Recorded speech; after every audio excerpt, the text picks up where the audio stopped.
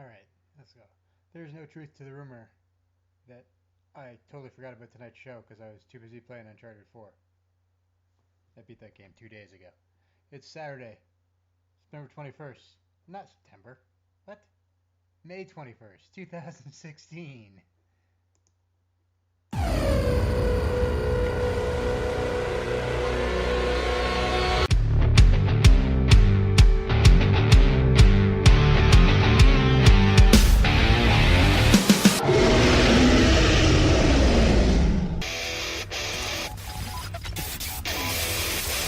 This is not a test. This is the Wrestling News Experience.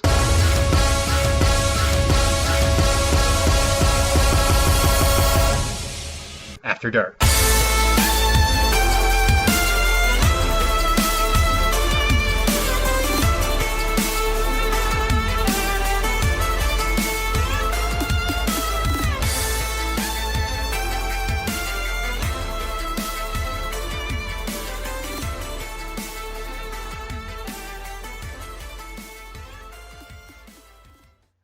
Good evening and welcome to Wrestling News Experience After Dark. I am Stephen Randle.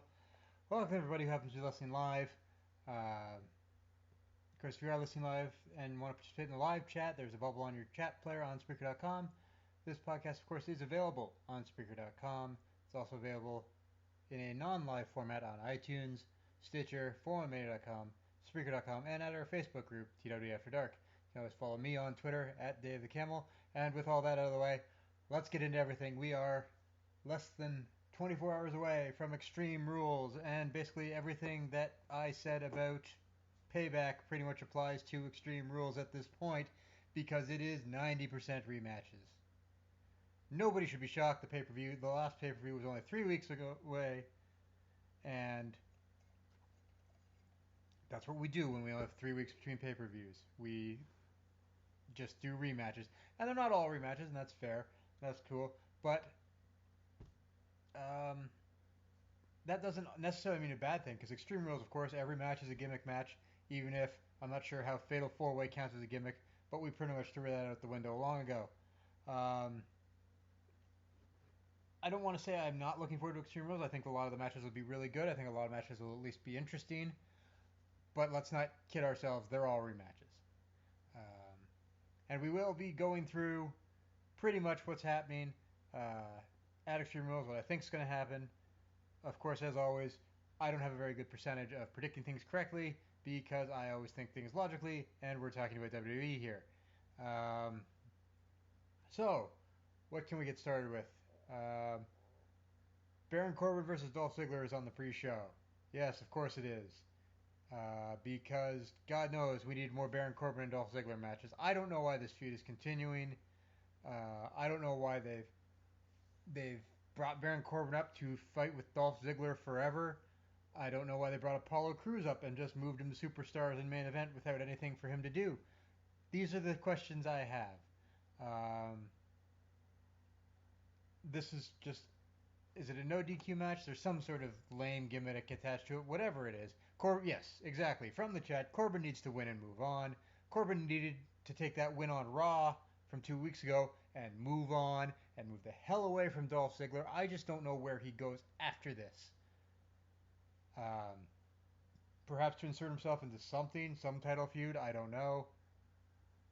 It is no DQ, which is, of course, as we all know, the lamest of lame generic gimmick matches, because no DQ is the same as a street fight, is the same as no holds barred, but if they phased out the WWE audience getting to vote for match gimmicks so quickly that I never even really noticed that they stopped doing it. Turns out they really didn't want your opinion. I know, we're all surprised. But yes, Corbin needs to win and move on. Find somebody else to fight. Dolph Ziggler needs to find someone else he can have a best of 1,000 feud with. You know what I think the best thing for Dolph Ziggler right now would be? I think the best thing would be for Dolph Ziggler to find a tag team partner and try and do something there. Because as a singles wrestler, I'm not sure where it goes. Dolph Ziggler just exists to put people over, and that's not the worst position to be in, but he's treated as far too valuable to be that sort of guy. So I think Ziggler should find a tag team partner. Go try out that division. Hell, if R-Truth and Goldust can still be a tag team, and whatever the hell they're calling Tyler Breeze and Fandango could be a tag team, Dolph Ziggler can be a better tag team than either of those.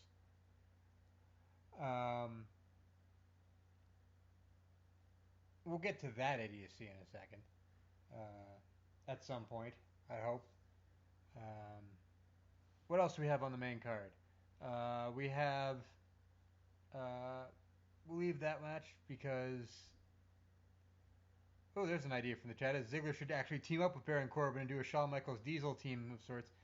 That wouldn't be the worst idea in the world because at least they might get a push.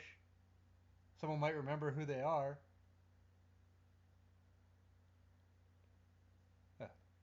What else do we have in I want to make sure I don't miss anything, so I'm going to be loading up a website while we talk. That's what all the clicking is about, because this microphone picks up everything. We have, of course, big pictures of Roman Reigns on the front page of WWE.com, because, of course, you're going to like Roman Reigns whether you like it or not. Let's just go straight to the Fatal 4-Way. Why don't we? That would be for the Intercontinental title match between Cesaro, The Miz, Sami Zayn, and Kevin Owens, and it is so stacked against The Miz that it is the only possible thing that can happen is that The Miz will escape and retain his title, because that's exactly what's going to happen. Sami Zayn's been getting too many wins. He clearly cannot win the title. Kevin Owens doesn't need the Intercontinental title. Cesaro is going to win it from Miz eventually, but I don't think it's going to happen this Sunday. I think that The Miz with Maurice will somehow escape with the Intercontinental title, and I don't think anyone will be shocked by that happening. Cesaro is the only other choice. I think if anyone else is going to win, it's going to be Cesaro. But I think this match is literally, we're just getting through another pay-per-view, and eventually Cesaro will get his one-on-one rematch and beat The Miz. But that's not this Sunday. This Sunday is to have a really awesome Fatal 4-Way match that should be pretty good. I mean, you can't have those guys in that match and not have it at least be somewhat good. Don't be surprised if it opens the show. I would not be shocked to see that as the first match on the show. I don't know if I'm alone there, but it just has a feeling to me like this is the match that's going to go on first. If it's not that one, of course, it can always be the U.S. title match, which at least should be happy not to be on the pre-show anymore, which is Kalisto versus Rusev. As Rusev immediately proves why Ryback won't be missed, because Rusev can come in and do everything that Ryback can do, only better. At this point with Kalisto, if they're not going to have him on TV, if they're not going to promote the fact he's United States Champion, they should get the belt off of him, put it on Rusev, and try to rebuild Rusev a little more for the first time in like a year.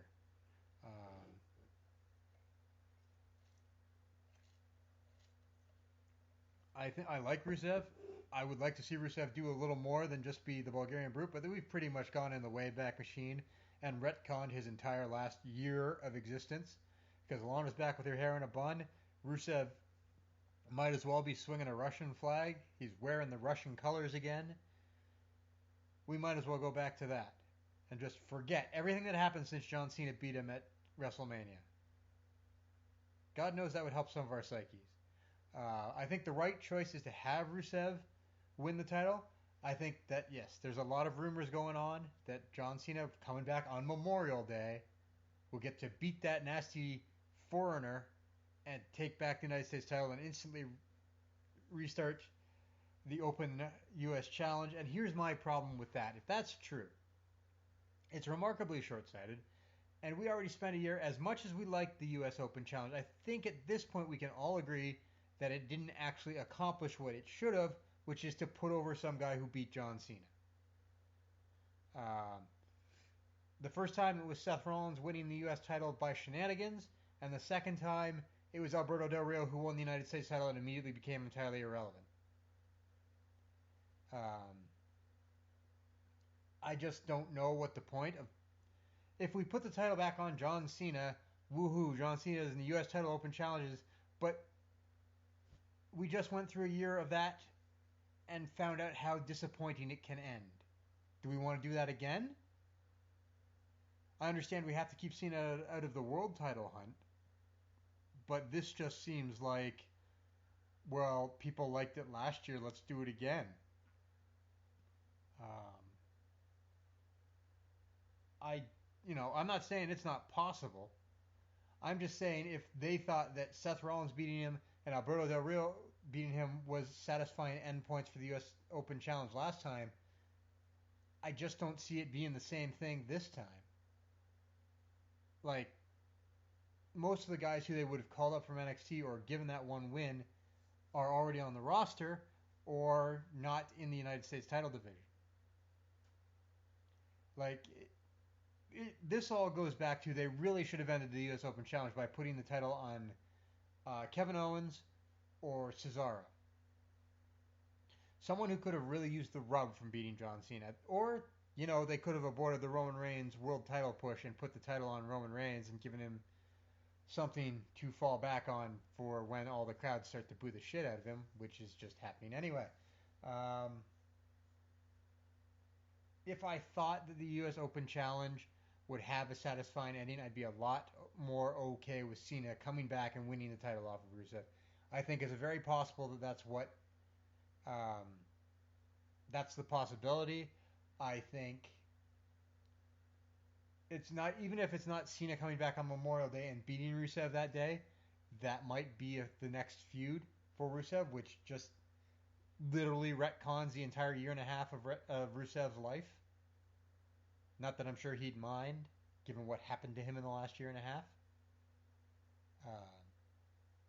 But I think, regardless of what the plans are for John Cena, I think that since they don't seem to be interested in turning Kalisto into this thing that he possibly could be, they might as well just stick him back in the Lucha Dragons and let somebody else have the United States title. And try again a few months down the road.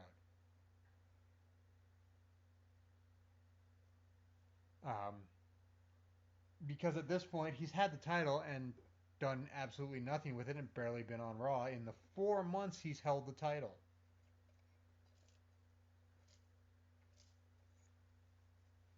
I think we might be up to 5. Oh, it's not quite 5 because it was the end of January. But you think about that. Kalisto's held the U.S. title for 4 months and you barely heard anything about it. And part of that is because they were burying the guy he was facing. But it just seems like they don't care that Kalisto's the United States champion, and they're not going to try to make him the next Rey Mysterio. They're just going to stick him back in the Lucha Dragons and have them be an aimless tag team for a while. Seems like a waste of an opportunity, but Kalisto's young and maybe they'll get another shot.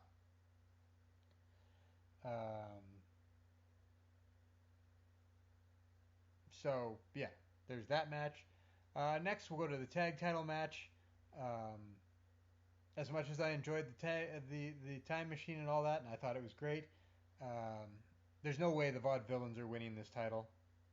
I mean, there's literally no way. The New Day are losing it to one of two tag teams, and it's either Anderson and Gallows or Enzo and Cass. Those are the only possible opportunities, I think, for unless we actually get this dream super team of Kevin Owens and Sami Zayn, which, would be kind of fun. Those are the only two tag teams I see taking the titles from the New Day.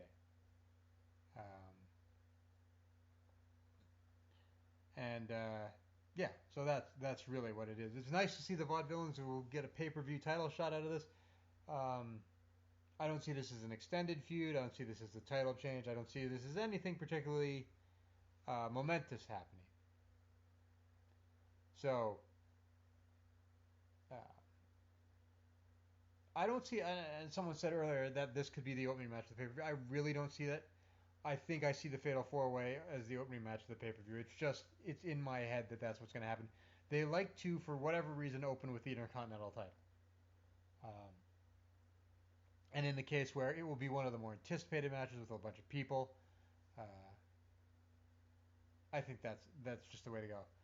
The chat thinks the Vaudevillains could win the title to drop Enzo and Cass. I don't see Enzo and Cass winning the title for at least several months, if not until WrestleMania. The act is over enough that doesn't need the titles. I think the New Day's title reign needs to end in a more spectacular way than to the Vaudevillains at Extreme Rules. Does that one even? That one doesn't even have a gimmick involved, does it? See, we're already screwing up the entire concept of the Extreme Rules pay-per-view. I just want to check, but I do not believe there is a gimmick. No, there is no gimmick for the tag title match. So that's how much they care about that match. Speaking of matches that are tag matches that I don't care about, we have the Usos versus Anderson and Gallows, and man, they really gotta stop going back to this well. I'm sure there are people who like the Usos. I'm sure there's people who like to chant along with the Usos. I'm sure there's people who think that they are the greatest super kick-based team since the Young Bucks. I think they're boring as crap. I think that they wouldn't have jobs if they weren't Samoan, and I think that this whole insertion of them into a main event feud is contrary to entertaining television. Yes, I would have the New Day drop to Anderson and Gallows, buy Money at the Bank, by SummerSlam at the latest, do a couple of rematches, and eventually build up Enzo and Cass to take the titles. That's my fantasy booking portion of that division. But yeah, it's a tornado tag team match, which just means all four guys are in the ring at all the same time. That should make for a more entertaining brawl, but at the same time, the Usos are boring as hell. And they are not this team, like, the fact that they're both boring and protected means that Anderson and Gallows haven't been allowed to run over them, because it's the Dolph Ziggler thing, right?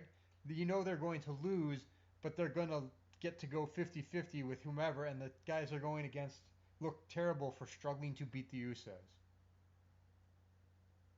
Now, hopefully they destroy them, and then that is an excuse for later in the night when the Usos don't come out to help Roman Reigns.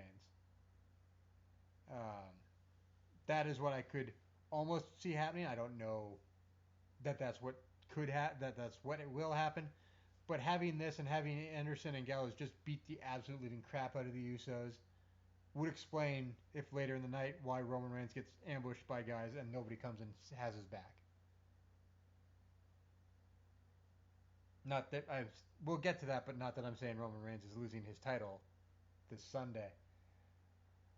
Okay, next we move on to, let me just double check. Wow, we're moving fast.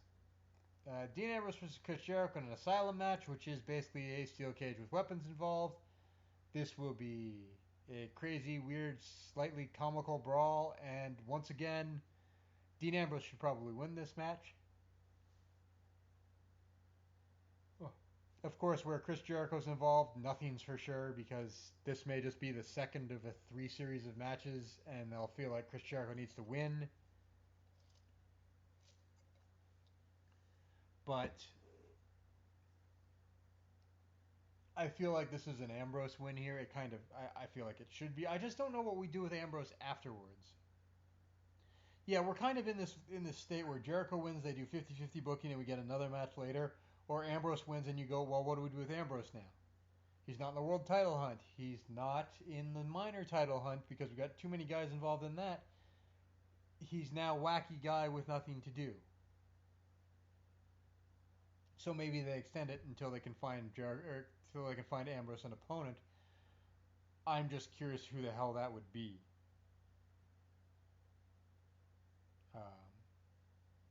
Maybe it'll be one of the returning people in the next couple weeks. But I don't know how much longer Jericho will be around because, like, I don't have any information. I don't know anything about it. But it seems like we're hitting that point where Jericho should ride off to the sunset for a couple months again. Maybe come back for SummerSlam. Maybe not come back to the Rumble.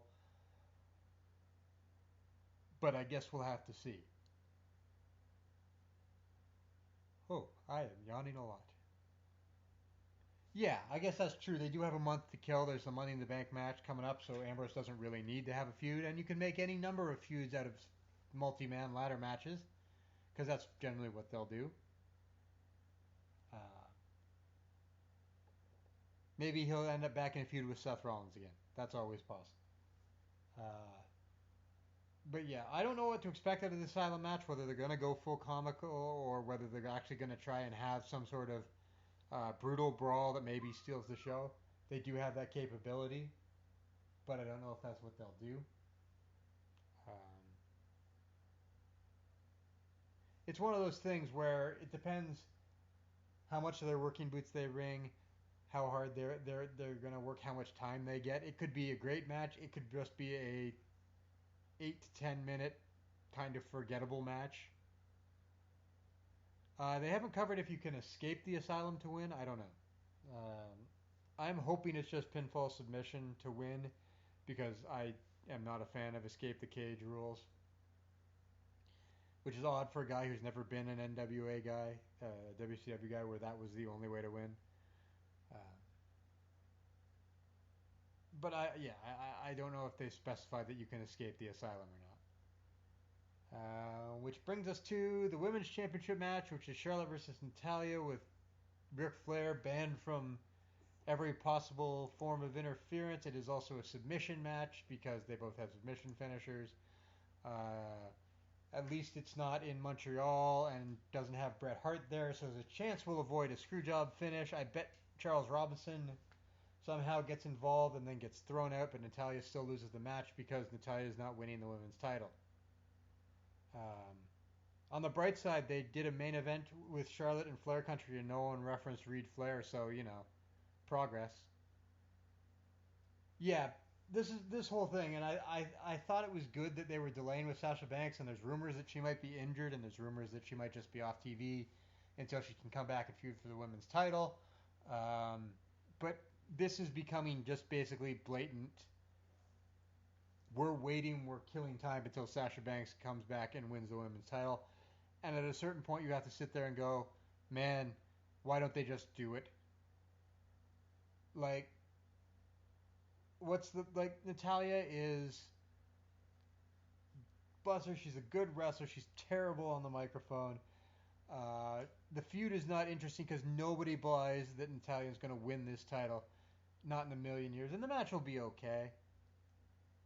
But it just seems like it's a match we're having because we want to keep the women's division prominent, and good on them for that, but at the same time, somebody else. The problem, of course, is that several people have gotten injured, but I still think there are options that are not Natalya that would be better. And I hope this feud is done after this Sunday. I don't care who we move on to, I just hope it is somebody else. Which brings us to... That brings us to the final match. Roman Reigns wins. At this point, we're looking at the same situation as the Payback thing. Are they going to debut Finn Balor? Are they going to do Balor Club? Is the club really the name of their faction? Because that's stupid and the bloodline is possibly worse. But in the end, Roman Reigns is going to win. AJ Styles is going to get screwed over somehow and move on to a different feud, and Roman Reigns will probably end up feuding with Seth Rollins. And they will wonder why the fans are cheering for Seth Rollins instead of Roman Reigns, and we will sit there with our heads in our hands and say, don't you understand what the hell is going on? Like I said, just like Payback, I suspect this is where Anderson and Gallows turn on AJ Styles. But at the same time, I'm sitting here going and watching what they did on Raw, and I'm like, maybe they think AJ Styles is the heel. I don't know. They really seem to think that Roman Reigns is this fired up babyface, no matter how much crowd audio they have to screw with, or how much they have to apologize for him on commentary.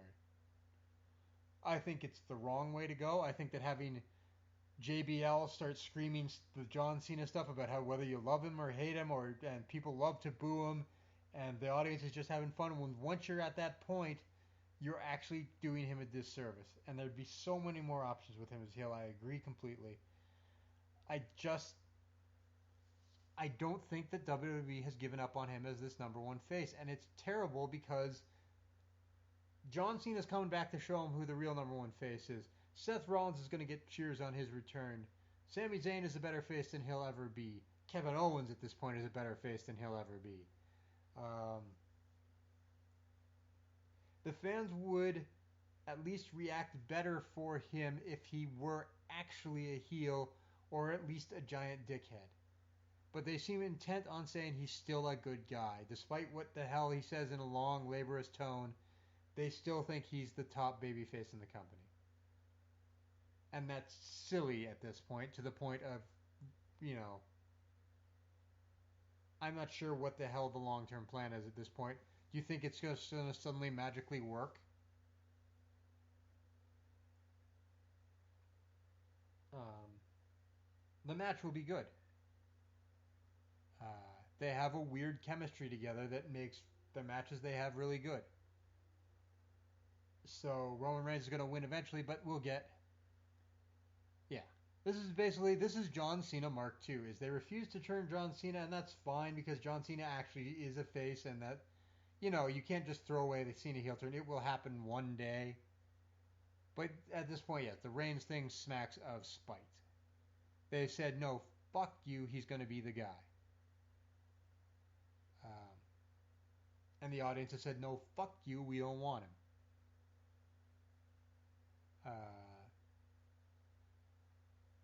And at a certain point, you have to wonder, does that start affecting the business? The only good thing, I hope it does, because the only thing that will get Vince McMahon to change is to start hitting him in the pocketbook. If he thinks this is actually affecting his business, things would change so fast. But at this point, it's Roman Reigns, because despite the ratings going down nearly every single week for the entire year at this point, business is still fine. Subscriptions at the WWE Network are profitable by a wide margin. They somehow, I heard, allegedly got 1 million buys for WrestleMania outside the network. They're going to do their quarterly report and say, we made a crap ton of money. So Roman Reigns can be on top for a while.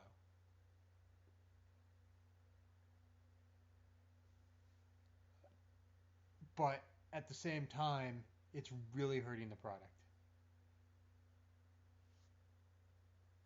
That said, we've got a lot of options coming back. We'll see what they can do with them.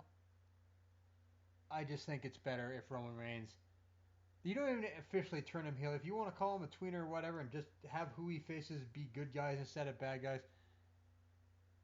might be able to stop crowd sweetening the audience. But overall, Extreme Rules sounds like the pay-per-view should be good matches. It's going to hinge a lot on what happens in the main event, because we know Roman Reigns is going to win. It's the extracurricular stuff that we're waiting for. I expect the matches to be good. I expect them to be at least at worst decent. I don't see any match on that card that shouldn't be good.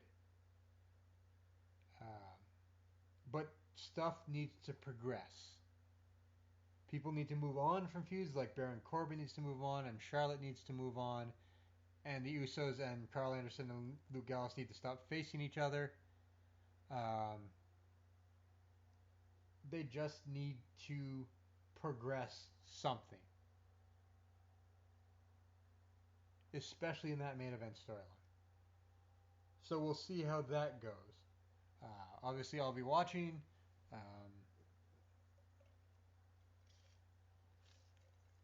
And because I love you all so very much, you can check out Goliath.com on the Monday, which is a holiday Monday up here in Canada, although not in the States, because you guys get yours the next week. But although it's a holiday Monday and I'm not at work, there will be an Extreme Rules pay-per-view slideshow column on Goliath.com on the Monday. Because, I'm great. Also because I took Friday off and I feel guilty. What else we got to talk about? Breaking news, I guess, at this point is that apparently today at some point, Cody Rhodes announced that he has asked for his release from WWE, which I can't entirely blame him for, because he's not even barely on TV, despite having characters that, even though they were crap, he's done way more than expected. He managed to go out and get Stephen Amell for SummerSlam. Like, you think Amell was going to do that without somebody like Stardust, who clearly had some part in Amell coming in, and his reward is nothing? At a certain point, that's just got to be tiring. And I'm not saying that, there's anywhere much for Cody Rhodes to go outside of WWE, but he's been there for 10 years. And maybe it's time to try and go somewhere else and refresh your character and maybe come back with something completely new in a couple of years. It's unfortunate because there were so many things that Cody Rhodes could have done, and to see it end this way is disappointing as hell. I think if you've recognized that his career's not going nowhere and he wants out, I think that is the right thing for him to do. Because it's not like he was going to get more opportunities with all these NXT superstars coming up and him still in the Stardust gimmick. It's disappointing as hell because he even made Stardust work, and I thought they could have done something with that, and they just decided not to. Maybe it's a work. I don't know. Maybe we can hope stuff like that, but I can see him doing fine for himself on the Indies. He's the son of Dusty Rhodes. He can probably write his own ticket to wherever he wants to go. Maybe he'll get that guest appearance on Arrow now that he's not behind the WWE machine. That would be nice. But yeah, so if that turns out that he's not there, that'll be disappointing. But at the same time, it's not like he was on TV anyway. So you can't really blame him for trying to get out and go find somewhere where they might actually make him the star of the show.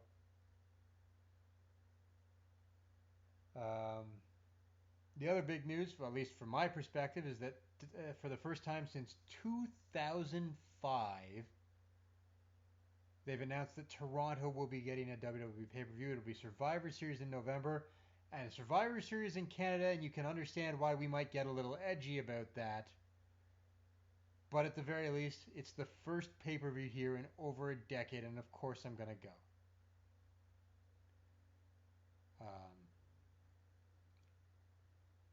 And if you thought that there are smart cities booing Roman Reigns right now, just think of the pent-up aggression in Toronto when they come back for the first pay-per-view, and we know they've been deliberately avoiding us for pay-per-views. Trust me, there is not a wrestling fan in Canada who doesn't know that we've been deliberately avoided because of how we react to the product when we don't like it. If you think that if Roman Reigns is still on top by Survivor Series, you want to see a crowd that's going to go absolutely banana. And I hope they do Kevin Owens versus Sami Zayn at some point on that show, because that will be incredible in their home country. It should be great. Yeah, they'll give us Cena versus Reigns and we won't know who to cheer for. We'll just do the wave. I'm just happy that we're finally, I don't know what it's done. There's a whole thing about how, other than Las Vegas, for the rest of the year, they're not doing any pay-per-views outside of the Northeast, which is surprising. Which maybe that's what it took to get it to come back to Toronto. So I'm not going to complain, because I've been saying for years that this is all I want. I want to go to another pay-per-view. I want to have that again. And November happens to be the month of my birth. So I guess I know what I'm getting for that. I'm going to go to Toronto. I'm going to watch Survivor Series. It's going to suck or not. Yeah. I'm happy. I'm happy that they might have finally alleviated this unspoken ban of television shows in Toronto because the fans don't react the way we want them. Mostly because none of the fans are reacting the way they want to anymore. And at least Canada has loyalty. We will show up and support. And we've supported WWE through the worst of times. Because wrestling is, I don't want to say wrestling is a big deal in Canada, but wrestling is kind of a big deal in Canada. We're kind of inordinately proud of the wrestlers that have come out of Canada, and it's just one of those things. A lot of that is the Bret Hart influence and the Hart family, and they are legitimate royalty out west. But it's just one of those things. Canada is crazy about wrestling. I don't know why they don't come through more often. I know there's something about the ACC costing too much for Raw tapings, but that's not really an excuse. They'd make that money back.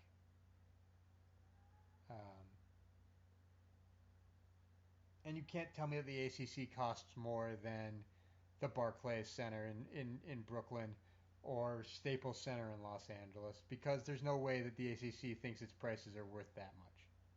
What else are they showing? The rebuilding Leafs and the Raptors? And I know the Raptors are in the Eastern Conference Finals. And they won tonight, so screw all you people who said that they don't deserve to be there. But anyway, um, yeah, I'm stoked as hell, and I'm gonna get tickets. And I'm broke as hell, so the fact that I'm going to get tickets should say a lot. That's the thing. Chances they give us a screw job finish to a match, very high. Very high. If they don't, I will be shocked. I think it would be good if they didn't, but I don't think they'll be able to help themselves. Somebody will get screwed. Somebody will reference Montreal. It's Survivor Series in Canada. It is the... what anniversary?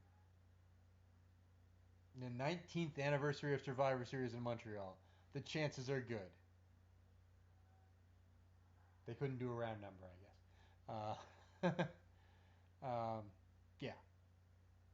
In fact, I would almost put money on something will involve a screwjob finish.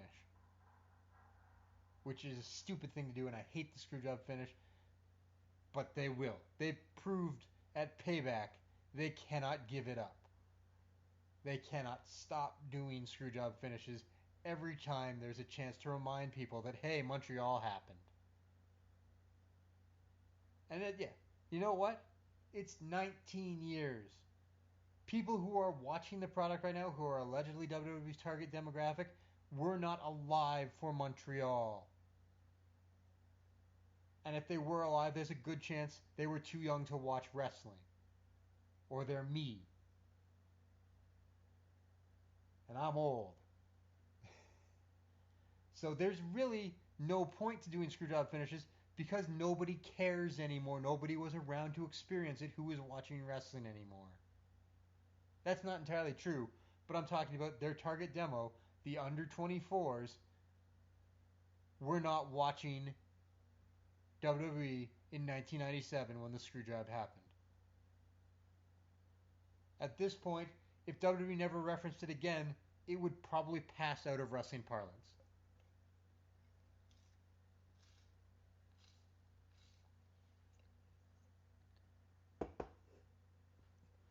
But what the hell, maybe we'll get a good match while we're at it. Good match or two. And I can buy some more shirts. And maybe I'll get seats so I can get on TV and put some stupid sign on TV just to annoy people. But probably not. I cannot afford those kind of tickets. Hey, if somebody else wants to buy me the tickets, that's completely different. What else happened? What else do we have happen this week? I don't want to say it's been a busy week because it really hasn't. But I'm trying to think what else has happened. I know that things have happened. Unfortunately, the stuff I wrote this week didn't have anything to do with that. Well, Adam Rose got arrested, but that was a couple weeks ago at this point. Jeez.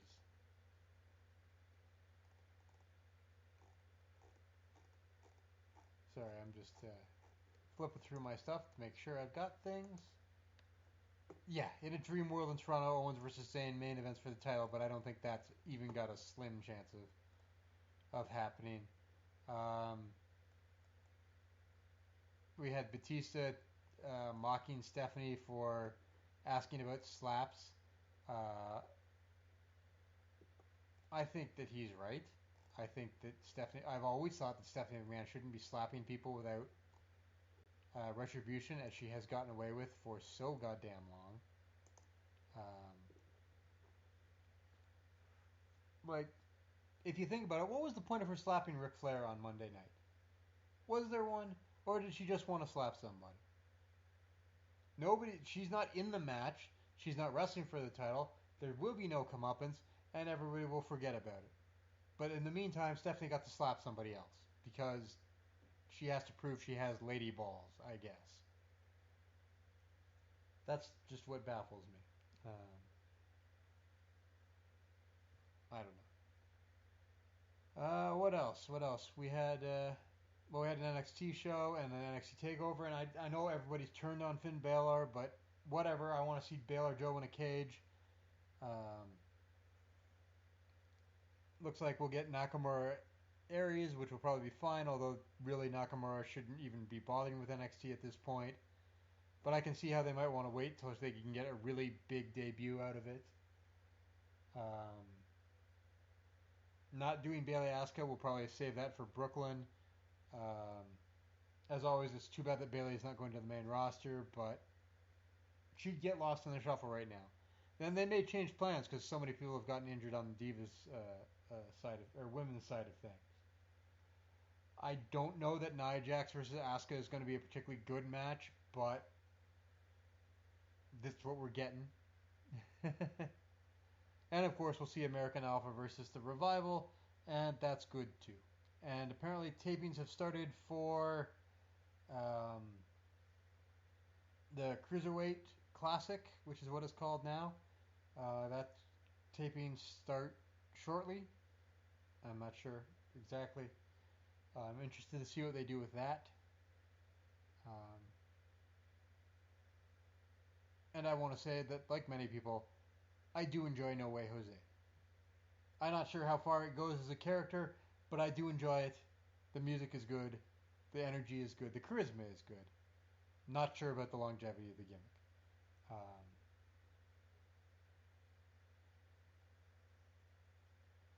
Other than that, I'm not sure what else we have wrestling related. I'm not sure anything actually really important happened otherwise. But let me just do a double check. Since, you know, it's my job to know these sorts of things. What we have in the news.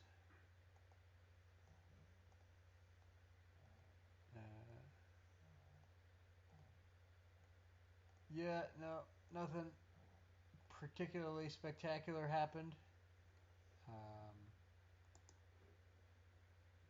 Looks like we're just waiting. Okay, yeah, tapings for the Cruiserweight Classic start the end of June. Yeah, and there are 4 separate tapings, which I also like. They're going to do 3 separate tapings for the tournament itself, and then the finale is live, is my understanding. It'll be 3 tapings of 3 episodes each. They're all an hour long, which makes kind of sense. You can't do that all. I think it makes sense to spread it out as opposed to tape it over like a 3 or 4 day span, like a block. If you spread it out, that's nice, and you know, it'll feel fresh by the time the 9th week happens. So we'll see how that goes. We'll see what that's all about. And then, yeah, the finale is live in August, I believe.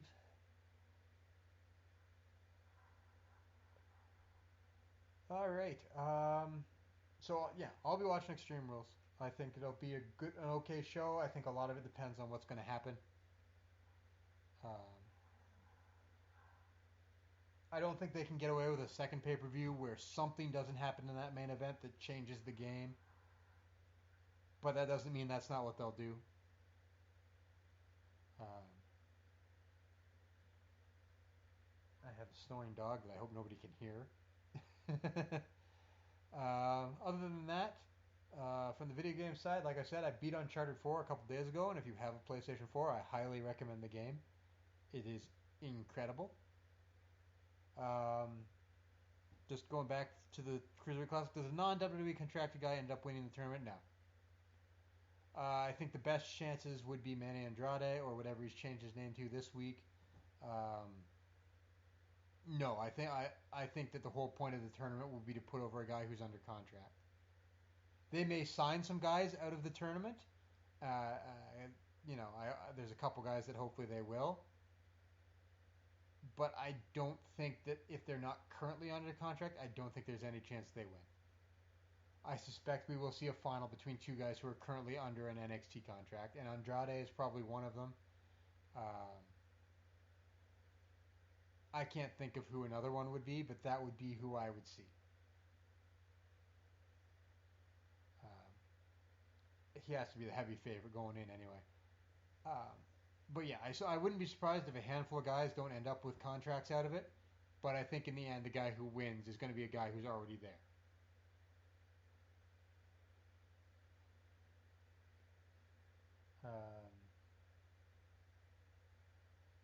Yeah, so definitely play Uncharted if you have a PlayStation 4.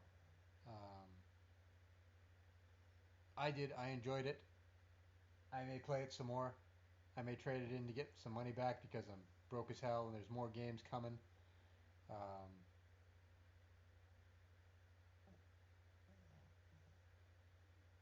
yes, dog. Other than that, I played some World of Warcraft, and if anybody needs somebody who can play occasionally and be in a guild, I'm available. But yeah, no, we're headed into a good time for video games. So there's, you've got your pick of the litter between Uncharted and Doom and a bunch of other games that are coming out. Never a better time to get into some video games. And it's almost summer, so what are you gonna do? Go outside and get sunburned? Overwatch, that's the other one. Yeah, Overwatch is out Monday. I wish I could afford it, and was any good at first-person shooters, or had a computer that can play it, because I would be even worse on a console. I may still eventually get a shot at it. I've heard great things about it. I think it's well worth your time because I will stand behind Blizzard games till the end. Um, if I can work a way to swing it to play Overwatch, I may do so. But uh, I don't know if I have the time to put into it to be very good. So that's the only problem. So that is probably going to wrap us up for another week. I hope everybody enjoys Extreme Rules because I hope it's enjoyable wrestling. Why wouldn't we want that? Um, I want to thank everybody who was in the live chat, who had some contributions, who had some stuff to say, and of course, you're always welcome to come and join us in the live chat when we run this episode on Saturday nights. I know it's late, uh, but what else were you going to do? We will. I'll be at Extreme Rules. You can check out all my work all my day job work at Goliath.com. I do a bunch of wrestling stuff. I do some other stuff too. Um, if you're into that sort of thing, I highly recommend you check it out. And it's not just because I write there. We got some good people there, and we'd love to have some support. Um, but we will see you next Saturday at sometime around midnight Eastern. Check the Facebook group TWNE After Dark, or follow me on Twitter at Dave the Camel to get information about when stuff is happening. Get links when the live show goes up, or you can always just keep listening to our show whenever you want on iTunes, on Stitcher. You can get it at 411mania.com and on Spreaker.com. And of course, we are part. Oh my God, I forgot about this in the opening spiel. We are part of the Wrestling to the Max network. Wrestling to the numeral 2 the Max on Facebook. You can find them. They have us. They have a bunch of other wrestling and game related podcasts. Some good people over there supporting our cause. So I highly recommend you check out some of their work. So we will see you next week. Thanks everybody for listening. I'm gonna go get some sleep now because clearly I cannot stop yawning. So everyone, have a good night. Have a good one. Always be a fan.